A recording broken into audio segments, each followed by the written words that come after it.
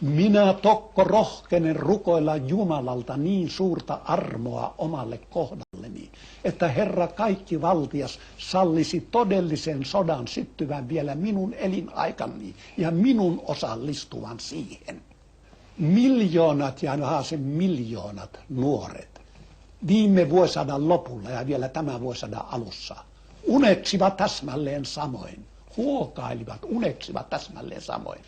Miljoonat ja jälleen miljoonat noin rukoilevat, saivat tuon armon osakseen ensimmäisessä ja toisessa maailmansodassa ja saivat armon kuolla kunnian kentällä.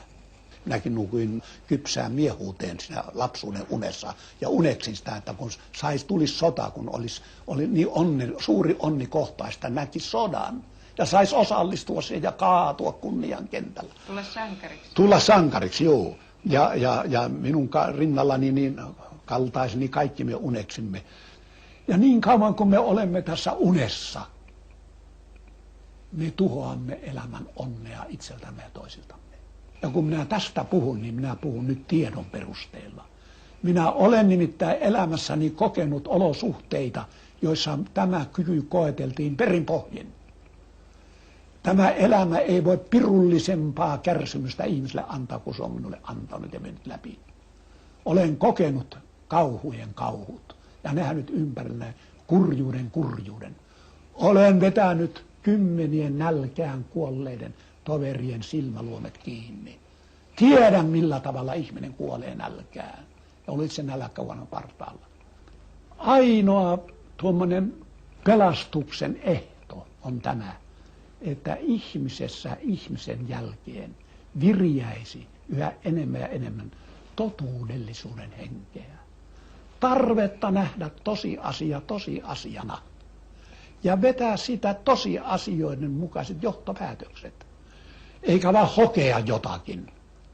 Mitä on helppo laulaa, että kaunis on kuolleja, kun sitten hongi ja humina kuuluu haudan päältä ja niin edespäin. Ei tällaista hölynpölyä.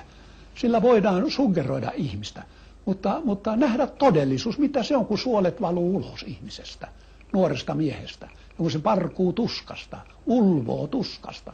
Mitä kauhua on, kun ihminen palaa, kun palannut lapsi on äidin sylissä. Tämä kauheus, se pitää nähdä tosiasia. Ja tämä tarve nähdä tosiasia sellaisena, se on ainoa minusta, joka pelastaa meidät.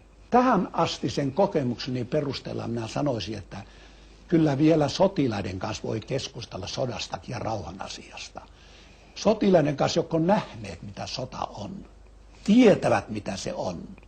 Mutta taivas varjelkoon meitä tavallista siviileistä, jotka ovat isiltä perittyä sotaintoa täynnä ja laulavat oikein ja ovat valmiita kuolemaan kunnian kentällä. Pitävät raukkana jokaista, joka ei halua kuolla kunnian kentällä.